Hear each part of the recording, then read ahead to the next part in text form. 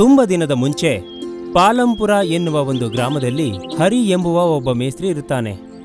ಅವನ ಕುಟುಂಬದಲ್ಲಿ ತನ್ನ ಹೆಂಡತಿ ಸುಧಾ ಮತ್ತೆ ಮಗ ಸುರೇಶ್ ಇರುತ್ತಾನೆ.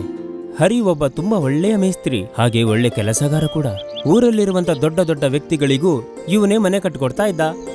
ಆದ್ರೆ ಅವನು ಮಾತ್ರ ಅವನ ಕುಟುಂಬದ ಜೊತೆ ಒಂದು ಚಿಕ್ಕ ಮನೆಯಲ್ಲಿ ವಾಸ ಮಾಡ್ತಿದ್ದ. ಒಂದಿನ ಅವನ ಮಗ ಏನ್ ಹೇಳ್ತಾನೆ ಅಂದ್ರೆ, ಅಪ್ಪ, ನೀವೆಲ್ಲರಿಗೂ ದೊಡ್ಡ ದೊಡ್ಡ ಮನೆನ ಕಟ್ಕೊಟ್ಟಿದ್ದೀರಾ, ಆದ್ರೆ ಯಾಕೆ ನೀವು ನಮಗೋಸ್ಕರ ಒಂದು ಒಳ್ಳೆ ಮನೆನ ಕಟ್ಕೊಡ್ತಿಲ್ಲ? ನಾವ್ ಯಾಕೆ ಈ ಚಿಕ್ಕ ಮನೇಲಿ ವಾಸ ಮಾಡ್ತಾ ಇದ್ದೀವಿ? ಇಲ್ಲಿ ನೋಡು ಕಂದ, ನಮ್ಮ ಹತ್ರ ಅಷ್ಟು ಕಾಸೆಲ್ಲ ಇಲ್ಲ, ನಾವಷ್ಟು ದೊಡ್ಡ ಮನೆನ ಕಟ್ಟಕ್ಕಾಗಲ್ಲ. ನಮಗೆ ಬೇಕಾಗಿರೋ ಕಾಸು ಯಾವಾಗ ಬರುತ್ತಪ್ಪ? ನಾವ್ ಯಾವಾಗ ಅವ್ರ ತರ ದೊಡ್ಡ ಮನೇಲಿ ಇರೋಕ್ಕಾಗೋದು? ಹರಿ ಹತ್ರ ಅದಕ್ಕೆ ಉತ್ತರನೇ ಇರಲ್ಲ.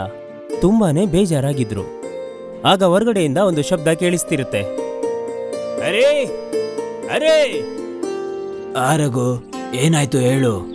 ಬಾ, ನಿನ್ನ ಊರ ಯಜಮಾನ್ರು ಕರೀತಾ ಇದ್ದಾರೆ. ಸರಿ.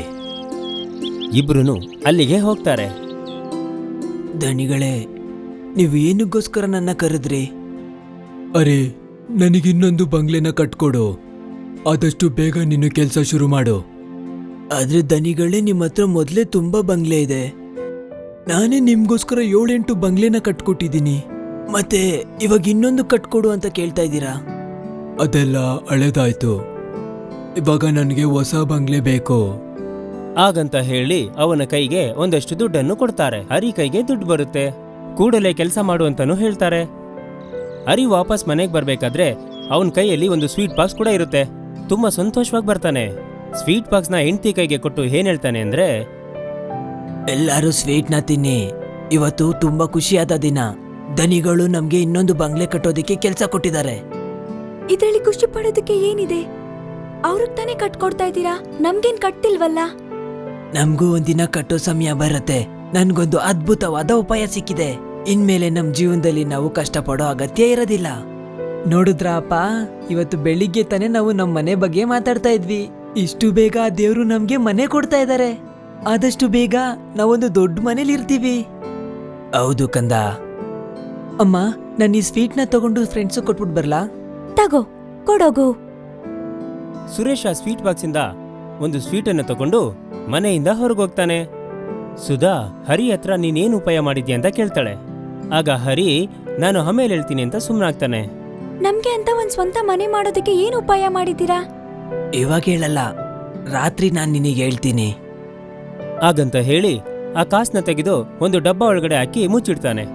ಸುರೇಶ ತನ್ನ ಸ್ನೇಹಿತರೆಲ್ಲರಿಗೂ ಸ್ವೀಟ್ ಕೊಟ್ಟು ಏನ್ ಹೇಳ್ತಾನೆ ಅಂದ್ರೆ, ಆದಷ್ಟು ಬೇಗ ಈ ಊರಲ್ಲಿ ನಮಗೂ ದೊಡ್ಡ ಮನೆ ಬರುತ್ತೆ. ಆಮೇಲೆ ನಾನು ದೊಡ್ಡ ಸ್ಕೂಲ್ಗೆ ಹೋಗ್ತೀನಿ, ಇಂಜಿನಿಯರ್ ಕೂಡ ಆಗ್ತೀನಿ, ಆಮೇಲೆ ದೊಡ್ಡ ದೊಡ್ಡ ಬಿಲ್ಡಿಂಗ್ ಕೂಡ ಕಟ್ತೀನಿ. ಸುರೇಶ್, ನೀನು ದೊಡ್ಡವನಾದ್ಮೇಲೆ ನಮ್ಮನ್ನೆಲ್ಲ ಮರ್ತು ಹೋಗ್ಬೇಡ. ಇಲ್ಲ ಇಲ್ಲ ಪಿಂಕಿ, ನೀನ್ ನನ್ಗೆ ತಂಗಿ ತರ. ನೀನ್ ನನ್ಗೆ ರಾಖಿ ಎಲ್ಲ ಕಟ್ಟಿದ್ಯಾ, ನಾನ್ ಹೆಂಗ್ ಮರ್ತೋಗ್ಲಿ ನಿನ್ನ? ಅದೆಲ್ಲ ಮುಗಿದಾದ್ಮೇಲೆ ಸುರೇಶ್ ಮನೆಗೆ ಬರ್ತಾನೆ. ರಾತ್ರಿ ಸುರೇಶ ಮಲಗಿರ್ಬೇಕಾದ್ರೆ ಹರಿ ಆ ಉಪಾಯದ ಬಗ್ಗೆ ತನ್ನ ಹೆಂಡತಿ ಹತ್ರ ಹೇಳ್ತಿರ್ತಾನೆ. ಸುಧಾ, ನಾನು ಯಾವ ತರ ಉಪಾಯ ಮಾಡಿದ್ದೀನಿ ಅಂತ ಅಂದ್ರೆ, ಇವಾಗ ನಾನು ಕಟ್ತಾ ಇದ್ದೀನಲ್ಲ ಬಂಗ್ಲೋ, ಅದ್ರ ಜೊತೆ ಸೇರಿಸಿ ನಮ್ಗೂ ಒಂದ್ ಮನೆನ ಕಟ್ಬಿಡ್ತೀನಿ. ಅದೇ ಹೇಗೆ? ಈ ಸಲ ಬಂಗ್ಲೆಗೆ ಬೆಲೆ ಕಡಿಮೆ ಇರೋದು ಮತ್ತೆ ಚೀಪ್ ಆಗಿರೋ ಐಟಮ್ಗಳನ್ನ ಹಾಕ್ತೀನಿ. ತುಂಬಾ ದುಡ್ಡು ಉಳಿಸ್ತೀನಿ ನಾನು. ಆ ಕಾಸನ್ನ ಇಟ್ಕೊಂಡೆ ನಮಗೂ ಒಂದ್ ಒಳ್ಳೆ ಮನೆ ಕಟ್ತೀನಿ. ಆದ್ರೆ ನೀವು ಅವ್ರನ್ನ ಯಾಮಾರಿಸ್ತಿದ್ದೀರಾ ಅಂತ ದೊಡ್ಡೋರ್ಗೆಲ್ಲ ಗೊತ್ತಾದ್ರೆ ತುಂಬಾ ದೊಡ್ಡ ಸಮಸ್ಯೆ ಆಗುತ್ತೆ. ಅವಾಗ ಏನ್ ಮಾಡ್ತೀರಾ? ಹಾಗೆಲ್ಲ ಏನೂ ಆಗಲ್ಲ. ನಾನು ಅವ್ರಿಗೋಸ್ಕರ ಇಲ್ಲಿವರೆಗೂ ಕಟ್ಕೊಟ್ಟಿರೋ ಬಂಗ್ಲೋ ಎಲ್ಲಾನು ಹೆಚ್ಚು ಕಮ್ಮಿ ಒಂದು 50 ವರ್ಷದವರೆಗೂ ಬರುತ್ತೆ. ಅಷ್ಟು ಸ್ಟ್ರಾಂಗ್ ಆಗಿದೆ. ಇವಾಗ ನಾನು ಕಟ್ಟೋದು 1-2 ವರ್ಷ ಬಂದ್ರೂ ಸಾಕು. ಆಮೇಲೆ ಬಿದ್ದೋದ್ರೂ ನಾನೇನ್ ಹೇಳ್ತೀನಿ ಅಂದ್ರೆ, ಇದಕ್ಕೂ ಮುಂಚೆ ಈ ತರ ಎಲ್ಲ ಆಗಿರ್ಲಿಲ್ವಲ್ಲ ಅಂತ. ಅವಾಗ ಅವ್ರಿಗೆ ಏನೂ ಗೊತ್ತಾಗಲ್ಲ.